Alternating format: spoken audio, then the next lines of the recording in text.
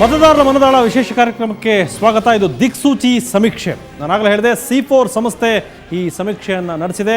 C4 ಸಂಸ್ಥೆ ಈ ಸಮೀಕ್ಷೆಯನ್ನು ನಡೆಸಿ ಸುವರ್ಣ ನ್ಯೂಸ್ ನೀಡಿದೆ. ಸುವರ್ಣ ನ್ಯೂಸ್ ನಿಮ್ಮ ಮುಂದೆ ಇಡ್ತಾ ಇದೆ ಆ ಸಮೀಕ್ಷೆಯಲ್ಲಿ ಮತದಾರ ಏನೆಲ್ಲ ಹೇಳಿದ್ದಾರೆ ಅಂತೇಳಿ. ಸುಮಾರು 10,000ಕ್ಕೂ ಹೆಚ್ಚು ಜನ ಮಾತಾಡಿಸಿ ರಾಜ್ಯದ 4 ಭಾಗಗಳಿಂದ ಜಾತಿವಾರು ಮತ್ತು 18 ವರ್ಷ ಮೇಲ್ಪಟ್ಟ ವಯೋಮಾನದವ್ರ ಜೊತೆ ಮಾತಾಡಿಸಿ ಈ ಸಂಸ್ಥೆ ಸಮೀಕ್ಷೆ ನಡೆಸಿ ನಮಗೆ ನೀಡಿದೆ. ನಾವು ಅದ್ರ ಬಗ್ಗೆ ನಿಮ್ಮ ಜೊತೆ ಮಾಹಿತಿ ಹಂಚ್ಕೋತಾ ಹೋಗ್ತಾ ಇದ್ದೀವಿ. ಈಗಾಗಲೇ ಪ್ರಮುಖ 10 ಪ್ರಶ್ನೆಗಳೇನೇನು ಅಂತ ಹೇಳಿದೆ. ಆನಂತರ ಮೊದಲ ಪ್ರಮುಖ ಪ್ರಶ್ನೆ, ಈ ಬಾರಿ ಚುನಾವಣೆಯಲ್ಲಿ ಯಾವ ವಿಷಯ ಪ್ರಮುಖವಾಗಿ ಚರ್ಚೆಗೆ ಬರ್ಬೋದು ಅನ್ನೋದ್ರ ಬಗ್ಗೆ ಮಾತಾಡ್ತೀವಿ. ಅದ್ರ ಜೊತೆಗೆ ಅತಿಥಿಗಳು ಕೂಡ ಚರ್ಚೆ ಮಾಡಿದರು. ಇನ್ನು ಈಗಾಗಲೇ ಹೇಳಿದೆ, ಎರಡನೇ ಪ್ರಮುಖ ಪ್ರಶ್ನೆ ವಿಚ್ ಇಸ್ ವೆರಿ ಇಂಪಾರ್ಟೆಂಟ್. ನಾನಾಗಲೇ ಬ್ರೇಕ್ ತಗೊಳ್ಬೇಕಾದ್ರು ಕೂಡ ನಾನು ನಮ್ಮ ಅತಿಥಿಗಳು ಕೂಡ ಹೇಳಿದ್ದೆ, ನೆಕ್ಸ್ಟ್ ಪ್ರಮುಖವಾದ ಪ್ರಶ್ನೆ ಯಾವುದು ಅಂಥೇಳಿ. ನಾವು ಅದನ್ನು ನೋಡೋದಾದರೆ, ಯಾವ ಪಕ್ಷ ಹೆಚ್ಚು ಭ್ರಷ್ಟ ಅಂಥೇಳಿ ನಾವು ಪ್ರಶ್ನೆ ಕೇಳಿದ್ವಿ. ಅದರಲ್ಲಿ ಮೊದಲನೇ ಸ್ಥಾನ BJPಗಿದೆ. 40% ಜನ ಭ್ರಷ್ಟರು BJPಯವರು ಅಂತ ಹೇಳಿದ್ದಾರೆ. ಇನ್ನು ಕಾಂಗ್ರೆಸ್ಗೆ ಎರಡನೇ ಸ್ಥಾನ, 31% ಜನ ಕಾಂಗ್ರೆಸ್ನವರು ಭ್ರಷ್ಟರು ಅಂತ ಹೇಳಿದ್ದಾರೆ. 7% ಜನ JDS ಭ್ರಷ್ಟರು, 7% JDSನವ್ರು ಭ್ರಷ್ಟರು ಅಂತ ಹೇಳಿದ್ದಾರೆ. ಇನ್ನು KJPಗೆ 12ನೇ ಸ್ಥಾನ, ಅಂದರೆ 3ನೇ ಸ್ಥಾನ ಅದಕ್ಕೆ, JDSಗೆ 4ನೇ ಸ್ಥಾನ, KJPಯ 12% ಜನ ಭ್ರಷ್ಟರು ಅನ್ನೋ ಮಾತನ್ನು ಹೇಳಿದ್ದಾರೆ. ಇನ್ನು 10% ಜನ ಯಾರ ಬಗ್ಗೆನೂ ಹೇಳೋಕ್ಕಾಗಲ್ಲ ಅನ್ನೋ ಮಾತನ್ನು ಹೇಳಿದ್ದಾರೆ. ಅಲ್ಲಿಗೆ ಮೊದಲ ಸ್ಥಾನ BJPಗೆ, 2ನೇ ಸ್ಥಾನ ಕಾಂಗ್ರೆಸ್ಗೆ, 3ನೇ ಸ್ಥಾನ KJPಗೆ, 4ನೇ ಮತ್ತು ಕೊನೆಯ ಸ್ಥಾನ JDSಗೆ ಲಭ್ಯವಾಗಿದೆ. ಇಲ್ಲಿ ಯಾರು ಹೆಚ್ಚು ಭ್ರಷ್ಟರು ಅನ್ನೋ ಪ್ರಶ್ನೆ ಬಂದಾಗ ಮತದಾರರು ಪರ್ಸೆಂಟೇಜ್ ವೈಸ್ ಹೇಳಿದ್ದಾರೆ. 10% ಜನ ನಾವೇನು ಹೇಳೋಕ್ಕಾಗಲ್ಲಪ್ಪ ಯಾರು ಭ್ರಷ್ಟರು ಯಾರು ಅನ್ನೋ ಮಾತನ್ನು ಹೇಳ್ತಾ ಬಂದಿದ್ದಾರೆ. ಸೊ ಇದ್ರ ಬಗ್ಗೆ ನಮ್ಮ ಅತಿಥಿಗಳ ಜೊತೆ ಒಪಿನಿಯನ್ ಪಡ್ಕೋತೀನಿ. ಧನಂಜಯ ಕುಮಾರ್, KJP ಧನಂಜಯ ಕುಮಾರ್ ಉತ್ತರ ಹೇಳಿ ಮೊದಲಿಗೆ. ಅದೇ ನಾನೇ ಉತ್ತರ ಹೇಳ್ತಾ ಇದ್ದೆ. ಅಲ್ಲ ದಿವಾಕರ್ ನನ್ನ ಹೆಸರು ಕರೆದ್ರಿ. ದಿವಾಕರ್ ಹೇಳ್ತಾರೆ, ಟಾಪಲ್ಲಿ ಇರೋರು ಫಸ್ಟ್ ಹೇಳ್ತಾರೆ. ಆಯ್ತು ಹೇಳಿ. ಅಲ್ಲ, ಟಾಪ್ ಅಂದ್ರೆ ಹಂಗಲ್ಲ. ಇವತ್ತೇನಾಗಿದೆ ಅಂದರೆ ಭ್ರಷ್ಟಾಚಾರ ನಮ್ಮ ವ್ಯವಸ್ಥೆಯ ಭಾಗವಾಗಿದೆ.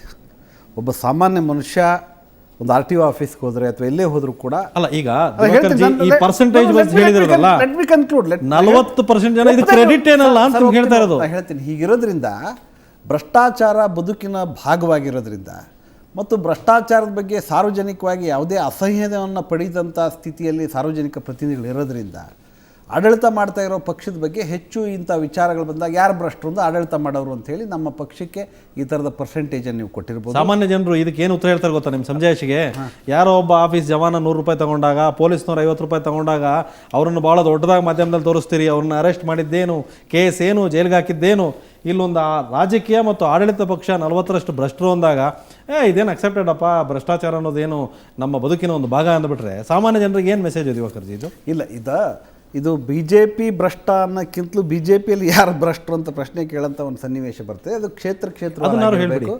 ಅದು ನಾನು ಹೇಳೋದು, BJP ಒಂದು ಪಕ್ಷವಾಗಿ ಈ ಕಳೆದ 4-5 ವರ್ಷಗಳಲ್ಲಿ ಕರ್ನಾಟಕ ರಾಜ್ಯದಲ್ಲಿ ನಡೆದಿರುವ ಎಲ್ಲ ಹಗರಣಗಳ ಹೊಣೆಗಾರಿಕೆಯನ್ನು ವಹಿಸಿಕೊಳ್ತಕ್ಕಂಥ ಒಂದು ಅಸಹಾಯಕ ಸ್ಥಿತಿಯಲ್ಲಿದೆ. ಆದ್ದರಿಂದ ಇದು ಭ್ರಷ್ಟಾಚಾರ ಇವತ್ತು ಈ ದೇಶದಲ್ಲಿ ಎಲ್ಲ ಕಾಲದಿಂದಲೂ, ರಾಜೀವ್ ಗಾಂಧಿಯವರ ಕಾಲದಿಂದಲೂ, ಬಫೋರ್ಸ್ ಹಗರಣದಿಂದ ಹಿಡಿದು ಅಥವಾ ನಗರವಾಲಾ ಪ್ರಕರಣದಿಂದ ಹಿಡಿದು ಭ್ರಷ್ಟಾಚಾರ ಕಾಲಕ್ಕೆ ಈ ದೇಶದಲ್ಲಿ ಎಲ್ಲ ಭ್ರಷ್ಟಾಚಾರಗಳು ಹಗರಣಗಳು ಆನ್ಲೈನಲ್ಲಿ ಮುಗಿಸ್ಬೋದಿತ್ತು. ಇದು ಸರಿಯಲ್ಲ, ಇದು ಕೆಟ್ಟ ಟ್ರೆಂಡ್ ಅನ್ನೋದು. ಸರ್, ಭ್ರಷ್ಟಾಚಾರ ಏನು ಮಾಡ್ತಾ ಇದ್ದೀವಿ? ಕಾಂಗ್ರೆಸ್ ಮಾಡಿದ್ದಾರೆ, ನಾವು ಮಾಡಿದೀವಿ, ನೀವು ಮಾಡಿ. ಒಂದು ಹೇಳ್ತೀನಿ, ವಾಸ್ತವ ಸ್ಥಿತಿ ಆಯ್ತು. ಭ್ರಷ್ಟಾಚಾರವನ್ನು ಯಾವ ಆರೋಗ್ಯಕರ ವ್ಯವಸ್ಥೆಯೂ ಒಪ್ಪುಗಳಲ್ಲ.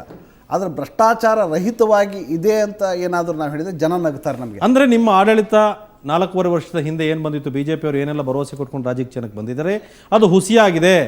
ನಾವು ಉಳಿದವರಿಗಿಂತ ಏನು ಡಿಫ್ರೆನ್ಸ್ ಅಲ್ಲ, ಪಾರ್ಟಿ ವಿತ್ ಡಿಫ್ರೆನ್ಸ್ ಅನ್ನೋದು ತಪ್ಪು. ನಾವು ಎಲ್ಲರೊಳಗೂ ಒಬ್ಬನು ನೀವು ಹೇಳಿ ಮುಗಿಸ್ಬಿಡಿ. ಪಾರ್ಟಿ ವಿತ್ ಡಿಫ್ರೆನ್ಸು, BJPಗೆ ಒಂದು ಅವಕಾಶ ಕೊಡಬೇಕು ಅಂತೇನು ಜನ 4 ವರ್ಷದಿಂದ ಅಧಿಕಾರ ಕೊಟ್ಟಿದ್ರು, ಆ ನಿರೀಕ್ಷೆಗೆ ತಕ್ಕಂತೆ ನಮ್ಮ ಪಕ್ಷ ಕೆಲಸ ಮಾಡಿಲ್ಲ ಅಂತ ಯಾರಿಗಾದ್ರೂ ಅನ್ನಿಸ್ತದೆ. Right sir. Second place. ಈಗ ನೋಡಿ, ದಿವಾಕರ್ ಅವರು ಹೇಳಿದಾಗೆ ಭ್ರಷ್ಟಾಚಾರ ಸರ್ವವ್ಯಾಪ್ತಿಯಾಗಿದೆ. ಅದ್ರ ಬಗ್ಗೆ ಒಪ್ಪೋಣ. ಅದಕ್ಕೆ ಕಾರಣ ಯಾರು? ಅಲ್ಲ, ಹೇಳ್ತೇನೆ. ಅದಕ್ಕೆ ನಾವು ಅದಕ್ಕೆ ಮನಸ್ಸು ಬಿಚ್ಚಿ ಮಾತಾಡಬೇಕು. ಇವತ್ತೇನಾದರೂ ನಾವು ಸುಳ್ಳು ಹೇಳಿದರೆ ನಮ್ಮ ಮನಸ್ಸಿಗೆ ನಾವು ದ್ರೋಹ ಮಾಡ್ಕೊಳ್ತೀವಿ ಅಂತ ಅದರ ಅರ್ಥ. ಖಂಡಿತವಾಗಿ ಇವತ್ತು ಕಾಂಗ್ರೆಸ್ ಪಕ್ಷದಲ್ಲಿ ಭ್ರಷ್ಟಾಚಾರಗಳಿಲ್ಲ ಅಂತ ನಾನು ಹೇಳೋದಿಲ್ಲ. ಹಲವಾರು ದಶಕಗಳಿಂದ ಕಾಂಗ್ರೆಸ್ ಆಡಳಿತ ಮಾಡ್ತಾ ಬಂದಿದೆ, ಭ್ರಷ್ಟಾಚಾರದ ಆಪಾದನೆಗಳಿದ್ದಾವೆ. ಆಮೇಲೆ ಈಗ ನಮ್ಮ ಪಕ್ಷ, ಕಾಂಗ್ರೆಸ್ ಪಕ್ಷ, ಅಖಿಲ ಭಾರತ ಮಟ್ಟದಲ್ಲಿ ಭ್ರಷ್ಟಾಚಾರವನ್ನು ತೊಲಗಿಸ್ಬೇಕಂಥೇಳಿ ಅದರಲ್ಲಿ ವಿಶೇಷವಾಗಿ ನಮ್ಮ ರಾಷ್ಟ್ರೀಯ ಅಧ್ಯಕ್ಷರು ಮತ್ತು ನಮ್ಮ ಪ್ರಧಾನಮಂತ್ರಿಗಳು ಸ್ಪಷ್ಟವಾದಂಥ ನಿರ್ದೇಶನಗಳನ್ನು ಕೊಡ್ತಾ ಇದ್ದಾರೆ. ಹಲವಾರು ಉದಾಹರಣೆಗಳಿದ್ದಾವೆ. ನಮ್ಮ ಪಕ್ಷದಲ್ಲಿ ಮುಲಾಜಿಲ್ದೇ ಯಾರು ಭ್ರಷ್ಟಾಚಾರ ಮಾಡಿದರೆ ಅವ್ರ ಮೇಲೆ ತಕ್ಷಣ ಕ್ರಮ ತೆಗೆದುಕೊಂಡಿದ್ದಾರೆ. ಅಲ್ಲಿ ಸಿಬಿಐನಿಂದ ಇಲ್ಲ, ನಿಮ್ಮ ಉತ್ತರನೂ ಕೂಡ ನೀವು ಅದನ್ನ ತೇಲಿಸಬೇಡಿ. ನಾ ತೇಲಿಸ್ತಾ ನಮ್ಮ ಇಲ್ಲ. ಕಾಂಗ್ರೆಸ್ ಪಕ್ಷದಲ್ಲೂ ಭ್ರಷ್ಟಾಚಾರಿಗಳಿದ್ದಾರೆ ಅಂತಲ್ಲ. ಬಸವರಾಜ ರಾಯರೆಡ್ಡಿ ಅವರನ್ನ ಕಾಂಗ್ರೆಸ್ ಮುಖಂಡ ಅಂತ ನಾವು ಗುರುತಿಸ್ತೀವಿ. ಕಾಂಗ್ರೆಸ್ ಮುಖಂಡ ಬಸವರಾಜ ರಾಯರೆಡ್ಡಿ ಅವರು ಭ್ರಷ್ಟರಾದ್ರೆ ಕಾಂಗ್ರೆಸ್ ಪಕ್ಷ ಭ್ರಷ್ಟ ಅಂತಲೇ ಹೇಳೋದು ನಾವು. ನಾನು ಏನು ಹೇಳ್ತಾ ಇದ್ದೀನಿ, ಇದು ಸರ್ವವ್ಯಾಪ್ತಿಯಾಗಿದೆ. ಎಲ್ಲ ಪಕ್ಷಗಳ ಮೇಲೆ ಗುರುತರವಾದಂಥ ಅಪಾದನೆಗಳು ಬಂದಿದೆ ಅಂತ ನಾನು ಸ್ಪಷ್ಟವಾಗಿ ಒಪ್ಕೊಂಡಿದ್ದೇನೆ. ಆದರೆ ಈ ಭ್ರಷ್ಟಾಚಾರ ನಿರ್ಮೂಲ ಮಾಡೋದ್ರಲ್ಲಿ ಕಾಂಗ್ರೆಸ್ಸು ಸ್ಪಷ್ಟವಾದಂಥ ನಿರ್ದೇಶನಗಳನ್ನು ಕೊಡ್ತಾ ಇದೆ ಮತ್ತು ಕ್ರಮಗಳನ್ನು ತೆಗೆದುಕೊಳ್ತಾ ಇದೆ. ಅದು ಭಾರತೀಯ ಜನತಾ ಪಕ್ಷದಲ್ಲಿ ಆಗ್ತಾ ಇಲ್ಲ. ಭ್ರಷ್ಟಾಚಾರ ಮಾಡ್ತಿರುವಂಥ ರಾಜಕಾರಣಿಗಳನ್ನು ಪ್ರೋತ್ಸಾಹ ಮಾಡ್ತಾ ಇದೆ ಭಾರತೀಯ ಜನತಾ ಕ್ರಮ ಪಕ್ಷ. ಕೈಗೊಂಡಿದ್ದೀರಿ ನೀವು ಭ್ರಷ್ಟಾಚಾರ? ಉದಾಹರಣೆ ತೆಗೆದುಕೊಳ್ಳಿ, ಈಗ ನೋಡಿ, ಕಾಮನ್ವೆಲ್ತ್ ಗೇಮ್ನಲ್ಲಿ ಭ್ರಷ್ಟಾಚಾರದ ಆರೋಪ ಬಂತು ಕಲ್ಮಡಿ ಅವ್ರ ಮೇಲೆ. ತತ್ಕ್ಷಣ ಅವ್ರ ಪಕ್ಷ ಅವ್ರನ್ನ ಸಸ್ಪೆಂಡ್ ಮಾಡಿತು. ಅವ್ರ ಮೇಲೆ ಸಿಬಿಐ ಎನ್ಕ್ವೈರಿ ಮಾಡಿ ಅವ್ರ ಮೇಲೆ ಕೇಸ್ ಹಾಕಿ ಬುಕ್ ಮಾಡಿದೆ. ಆಮೇಲೆ ನಮ್ಮ ಮಹಾರಾಷ್ಟ್ರ ಚೀಫ್ ಮಿನಿಸ್ಟ್ರು ಆದರ್ಶ ಒಂದು ಫ್ಲ್ಯಾಟಿನ ಹಗರಣ ಬಂತದ್ದು. ಭ್ರಷ್ಟಾಚಾರ ಅಲ್ಲ, ಭ್ರಷ್ಟಾಚಾರ ಅಂದರೆ ಹಣ ತಿಂದಿದ್ದಲ್ಲ, ಅಲ್ಲಿ ಕಾನೂನು ಬಾಹಿರವಾಗಿ ಮಾಡಿದಾರಂಥ ಆಪಾದನೆ ಬಂತು. ಅವ್ರನ್ನ ತಕ್ಷಣವೇ ಮುಖ್ಯಮಂತ್ರಿ ಸ್ಥಾನದಿಂದ ಕೆಳಗಿಳಿಸಿ ಅವ್ರ ಮೇಲೆ ಸಿಬಿಐ ಕೇಸ್ ಹಾಕಿ ರಿಜಿಸ್ಟರ್ ಮಾಡಲಾಯಿತು. ಒಟ್ಟು ಪಕ್ಷದಲ್ಲಿ, ನಮ್ಮ ಕಾಂಗ್ರೆಸ್ ಪಕ್ಷದಲ್ಲಿ ಭ್ರಷ್ಟಾಚಾರವನ್ನು ನಿಯಂತ್ರಣ ಮಾಡಲಿಕ್ಕೆ ಸಾಕಷ್ಟು ಕ್ರಮಗಳನ್ನು ಪರಿಣಾಮಕಾರಿಯಾಗಿ ಪ್ರಾಮಾಣಿಕವಾಗಿ ತೆಗೆದುಕೊಳ್ತಾ ಇದ್ದಾರೆ. ಅದು ಬಿಜೆಪಿಯಲ್ಲಿ ಇಲ್ಲ. ರೈಟ್, ಥರ್ಡ್ ಪ್ಲೇಸ್ ನಿಮ್ಮದೇ ಇದೆ. 12% ಜನ ನೀವು KJP ಅವರು ಭ್ರಷ್ಟರು ಹೊಂದಿದ್ದಾರೆ. KJP ಪಕ್ಷ ಅಂದರೆ ಹುಟ್ಟೋದಕ್ಕೆ ಮೊದಲೇ ಡಿಸೆಂಬರ್ 5 ಈ ಸಮೀಕ್ಷೆ ಮುಗಿದಿದೆ. ಅದು 52 ಆಗಬೇಕಾಗಿತ್ತು. ಇಂಥ ವ್ಯವಹಾರ ಭ್ರಷ್ಟಾಚಾರ ಅಂತ ಹೇಳಲಿಕ್ಕೆ ಅಳತೆಗೋಲು ಯಾವುದು, ಮಾನದಂಡ ಯಾವುದು ಅಂತ ನನಗೆ ಅರ್ಥ ಆಗಲಿಲ್ಲ. ಯಾಕೆಂದರೆ KJP ಪಕ್ಷ ಈಗ ತಾನೇ ಹುಟ್ಟಿದೆ ನೋಡಿ.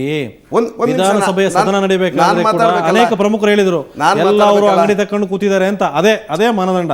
ಈಗ ಪ್ರಶ್ನೆ ಇಲ್ಲಿರುವಂಥದ್ದು, KJPಗೆ ವಿಧಾನಮಂಡಲದೊಳಗೆ ಇವತ್ತಿನವರೆಗೆ ಅಧಿಕೃತವಾದಂಥ ಒಬ್ಬ ಸದಸ್ಯ ಇಲ್ಲ. ನಾವು ಅಧಿಕಾರ ಮಾಡಲಿಲ್ಲ. ಬೆಂಬಲಿಸಿರುವ ಶಾಸಕರು ಮಂತ್ರಿಗಳಿದಾರಲ್ಲ, ಎಲ್ಲಿದ್ದಾರೆ? ನಿಮ್ಮನ್ನು ಬೆಂಬಲಿಸಿರುವಂಥದ್ದು ಬೆಂಬಲದ್ದು ಬೇರೆ ರೀ. ಅವರೆಲ್ಲ ಬಿಜೆಪಿ.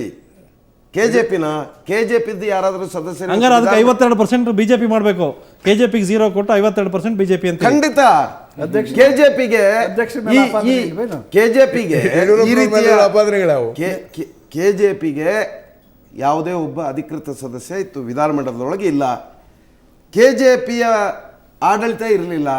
ಯಾವ ಮಾನದಂಡದಲ್ಲಿ KJP ಭ್ರಷ್ಟ ಅಂತ ಹೇಳ್ತೀರಿ? ನೋಡಿ, ಬಿಜೆಪಿಯಲ್ಲಿದ್ದ ನೀವು ಹೊರಗೆ ಹೋಗಿದ್ದೀರಿ, KJP ಅಂತ ನೀವು ಅಲ್ಲಿ ಗುರುತಿಸ್ಕೊಂಡಿದ್ದೀರಿ ಅಂದ್ರೆ ನಿಮ್ಮನ್ನು KJP ಅಂತ ಐಡೆಂಟಿಫೈ ಮಾಡ್ಬೇಕು ತಾನೆ. ಧನಂಜಯ ಕುಮಾರ್ ನನಗೆ ಬಿಜೆಪಿ ಮೆಂಬರು ಅಂತ ಹೇಳೋಕ್ಕಾಗುತ್ತಾ? ನೀವೀಗ KJP ಮೆಂಬರು, ಯಡಿಯೂರಪ್ಪನವರು KJP ಅಧ್ಯಕ್ಷರು, ಅದನ್ನು ಬೆಂಬಲಿಸೋರೆಲ್ಲ KJP ಅವರೇ. ಶಾಸಕರು ಬಹಿರಂಗವಾಗಿ ಯಾರೆಲ್ಲ ಹೇಳ್ಕೊತಾ ಇದ್ದಾರೆ ಅವರೆಲ್ಲ KJPನೇ. ಬಿಜೆಪಿಯಲ್ಲಿ ಟೆಕ್ನಿಕಲ್ ಉಳ್ಕೊಂಡಿದ್ದೀರಿ ನೀವು ಸರ್ಕಾರ ಉಳಿಸ್ಕೊಳ್ಳೋದಕ್ಕೆ.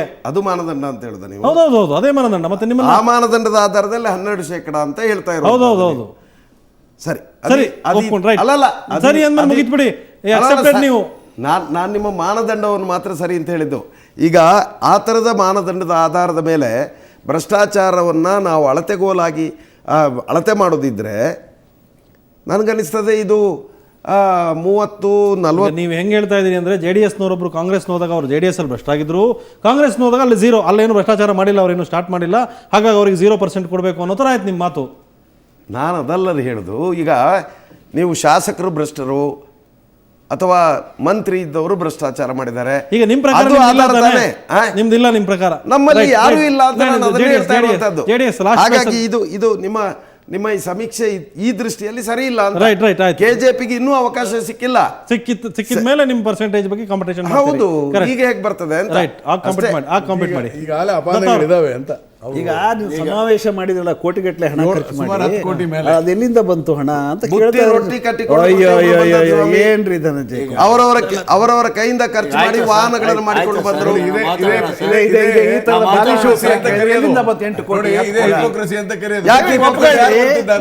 ನಾವು ಪಕ್ಷದಿಂದ ಖರ್ಚು ಮಾಡಿದ್ರೆ ನಾನು ಒಪ್ಪಿಕೊಳ್ತಾ ಇದ್ದೆ. ನಾನು ಅದನ್ನೇ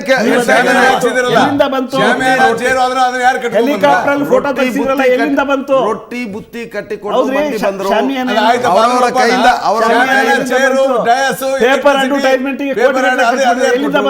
ನಮ್ಮ ಅಭಿಮಾನಿಗಳು ಲೆಕ್ಕ ಕೊಡ್ತೇವಲ್ಲ, ಎಲ್ಲ ಲೆಕ್ಕ ನಾವು ಕೊಡಬೇಕು. ಒಂದು ನಿಮಿಷ ದತ್ತ ಮುಗಿಸ್ಬಿಡ್ಲಿ, ಆಮೇಲೆ ನಿಮ್ ಲೆಕ್ಕಾಚಾರ ಆಮೇಲೆ ಮಾಡೋಣ. ಭ್ರಷ್ಟಾಚಾರ ಲೆಕ್ಕ ಕೊಡ್ತಾರಂತ. ಈಗ ಒಂದು ಭ್ರಷ್ಟಾಚಾರವೂ ಕೂಡ ಒಂದು ಪ್ರಮುಖವಾದಂಥ ಒಂದು ಮಾನದಂಡ ಈ ಬಾರಿಯ ಚುನಾವಣೆಯಲ್ಲಿ ಅನ್ನೋದನ್ನು ಈ ಒಂದು ಸಮೀಕ್ಷೆಯ ಅಂಕಿಅಂಶಗಳು ಸ್ಪಷ್ಟವಾಗಿ ಹೇಳ್ತಾ ಇದೆ. ಎಲ್ಲೋ ಒಂದು ಕಡೆ ನೀವು ಸಮಸ್ಯೆಗಳು ಕೇಳಿದಾಗ 8% ಮಾತ್ರ ಭ್ರಷ್ಟಾಚಾರದ ಬಗ್ಗೆ ಜನ ಸಮಸ್ಯೆಗಳ ವಿಷಯದಲ್ಲಿ ಹೇಳಿದರು ಅಂದರೆ, ಆದರೆ ಒಂದು ಸ್ಪೆಸಿಫಿಕ್ ಪ್ರಶ್ನೆ ನಾವು ಮಾತಾಡಿಸಿದ ಜನಗಳಲ್ಲಿ ಆ percentage. ಅಂದರೆ ಅಲ್ಲಿಗೆ ಅರ್ಥ ಭ್ರಷ್ಟಾಚಾರವೂ ಕೂಡ ಒಂದು ಅತ್ಯಂತ ಗಂಭೀರವಾದಂಥ ವಿಷಯವಾಗಿ ಈ ಚುನಾವಣೆಯಲ್ಲಿ ಪ್ರಸ್ತಾಪವಾಗುತ್ತೆ ಅನ್ನೋದನ್ನು ಸ್ಪಷ್ಟವಾಗಿ ನಾವು ಒಪ್ಕೋಬೇಕಾಗತ್ತೆ. ಈಗ BJP ಮತ್ತು ಕಾಂಗ್ರೆಸ್ಸು ಎರಡೂ ರಾಷ್ಟ್ರೀಯ ಪಕ್ಷಗಳ ಬಗ್ಗೆ ಜನಗಳಿಗೆ ಸ್ಪಷ್ಟವಾದ ಅಭಿಪ್ರಾಯ ಇದೆ. ಅವರು ಅಲ್ಲಿ, ಇವರು ಇಲ್ಲಿ, ಇಬ್ಬರು ಕೂಡ ಈ ಭ್ರಷ್ಟಾಚಾರದಲ್ಲಿ ಒಬ್ರಿಗೊಬ್ಬರು ಸರಿಸಾಟಿ ಅನ್ನೋದು ಸ್ಪಷ್ಟವಾಗಿದೆ. ಇನ್ನು KJP ಬಗ್ಗೆ ಏನು ಜನ 12% ಅಂತ ಹೇಳಿದ್ದಾರೆ, ಅದನ್ನು ಸ್ವಲ್ಪ ನಾವು ಬೇರೆ ಥರದಲ್ಲಿ ಹೇಳ್ಕೋಬೇಕಾಗತ್ತೆ.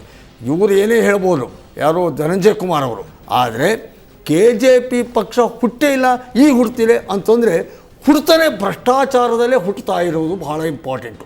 ಅಂದರೆ ಹುಟ್ಟುತ್ತಾ ಇರುವ ಪಕ್ಷ ಭ್ರಷ್ಟಾಚಾರದಿಂದಲೇ ಹುಟ್ಟುತ್ತಾ ಇದೆ ಅಂದರೆ ಇದರ ಮುಂದಿನ ಬೆಳವಣಿಗೆ ಹೇಗಾಗುತ್ತೆ ಅನ್ನೋದು ಬಹಳ ಮುಖ್ಯವಾಗಿದೆ. ಯಾಕೆಂದರೆ ಯಡಿಯೂರಪ್ಪನವ್ರು ಹೊರಗಡೆ ಬಂದ ತಕ್ಷಣ ಮಾತಿನ ಪ್ರಕಾರ JDS ನಿಮಿಷ ಸರ್, ಇವರು ಭಿಕ್ಷೆ ಬೇಡಿ ಬದುಕ್ತಾ ಇರೋದು, ಅವ್ರ ಹತ್ರ ಹಣನೇ ಇಲ್ಲ ಸರ್.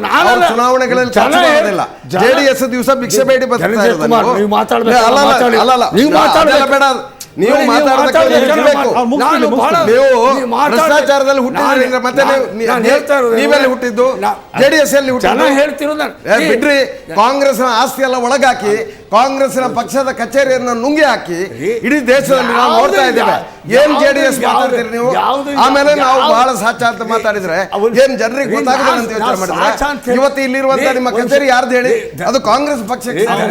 ನಿಮಗೆ ಒಂದಷ್ಟು ಸಾರ್ವಜನಿಕ ಜೀವನದಲ್ಲಿ ನಿಮಗೆ ನಿಶ್ಚಯ ಇದ್ದರೆ ಆ ಕಚೇರಿಯನ್ನು ಬಿಟ್ಟುಕೊಳ್ಬೇಕಿತ್ತು. ಬಹಳ ಬುದ್ಧಿವಂತರಿಂದ ಮಾತಾಡಬೇಡಿ. ಕಾಂಗ್ರೆಸ್ ಕಚೇರಿ ಜನತಾದಳ ಸಂಬಂಧ ಇದೆ. ಏನ್ ಅರ್ಥ ಇದೆ? ಮತ್ತೆ ಏನದು ಮಾತಾಡೋದು ಅಂದ್ರೆ ನೀವು JDS ಪಕ್ಷದವರು, ಬಾಕಿ ಅವರೆಲ್ಲ ಭ್ರಷ್ಟರು. ರಾಜ್ಯದ ಜನ ಯಾಕೆ ಮಾತಾಡ್ತೀರಿ? ರಾಜ್ಯದ ಜನ ಏನ್ ಹೇಳಿದ್ರೆ ಉತ್ತರ ಹೇಳಿ. ನಾನು ಹೇಳ್ತೇನೆ, ಹೌದಪ್ಪ, ನೀವು ಒಬ್ಬರೇ ಸತ್ಯ ಮಾತಾಡೋದು. ಸತ್ಯ ಹರಿಶ್ಚಂದ್ರ ನೀವು ಒಬ್ಬರೇ, ಬಾಕಿ ಅವರೆಲ್ಲ ಸುಳ್ಳು ಮಾತಾಡೋದು.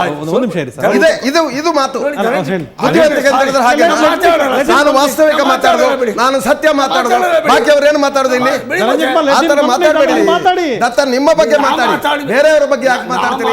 ನೀವು ಭ್ರಷ್ಟಾಚಾರದಲ್ಲಿ ಹುಟ್ಟಿದವರು ಯಾಕೆ ಮಾತಾಡ್ತೀರಿ? ಉತ್ತರ ಕೊಡಿ. ನೀವು ಎಕ್ಸೈಟ್ ಆಗಿ ಆಗ್ತೀರಿ. ಏನು ಉತ್ತರ ಕೊಡೋದು? ಇದೇ ಉತ್ತರ ಕೊಡೋದು.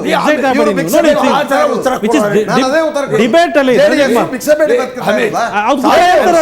ಅವ್ರು ಭಿಕ್ಷೆ ಬೇಡ್ತಾ ಇರೋ ಭ್ರಷ್ಟಾಚಾರವನ್ನು ಉತ್ತರ ಹೇಳ್ತಾರೆ. ಹೇಳ್ತಾರೆ ಬಿಡಿ, ನೀವು ಬಿಟ್ಟು ಮಾತಾಡಿ.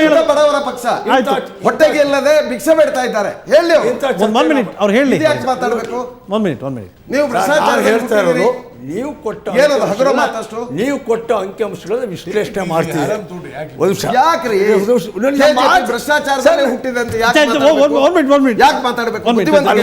ಮಾತಾಡ್ತೀನಿ. ನಮ್ಗೆ ಮಾತಾಡ್ಲಿಕ್ಕೆ ಧನಂಜಯ್ ಕುಮಾರ್ ನಾನು ಹೇಳಿದ್ದು ಸ್ವಾಮಿ, ಭ್ರಷ್ಟಾಚಾರದ ಬಗ್ಗೆ KJP ಇನ್ನೂ ಕೂಡ ಸಾಕು. ನೀವು ಎಷ್ಟೇ ಮಾತಾಡಿದ್ರು ಜನ ಏನ್ ತೀರ್ಮಾನ ಮಾಡ್ತಾರೆ ಬಿಡಿ.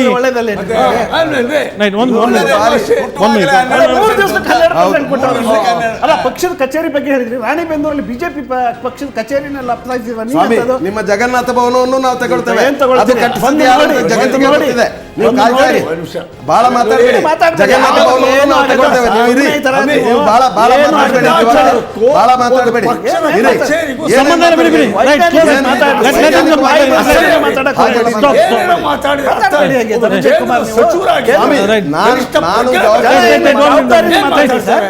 ರೈಟ್, ನಾವು ಮಾತಾಡೋಣ ಇದ್ರ ಬಗ್ಗೆ. ನೆಕ್ಸ್ಟ್ ಸಬ್ಜೆಕ್ಟ್ ಕೂಡ ಹೋಗೋಣ. ನೆಕ್ಸ್ಟ್ ಕೂಡ ಇಟ್ಸ್ ವೆರಿ ಇಂಪಾರ್ಟೆಂಟ್. ಅಂದರೆ ಭ್ರಷ್ಟಾಚಾರದ ಬಗ್ಗೆ ನೋಡ್ತಾ ಇದ್ದೀರಿ ನಾಯಕರು ಹೇಗೆ ಮಾತಾಡ್ತಾ ಇದ್ದಾರೆ ಅಂತ ಹೇಳಿ. ಯಾರು ಹೆಚ್ಚು ಭ್ರಷ್ಟರು, ಯಾರು ಕಡಿಮೆ ಭ್ರಷ್ಟರು ತೀರ್ಮಾನ ನೀವು ಮಾಡೋರು. ಇನ್ನಷ್ಟು ಮಾತಾಡ್ತೀರಿ, ಇನ್ನಷ್ಟು ಪ್ರಮುಖ ಪ್ರಶ್ನೆಗಳ ಬಗ್ಗೆ ಮಾತಾಡೋಣ ಒಂದು ಚಿಕ್ಕ ಬ್ರೇಕ್ ನಂತರ.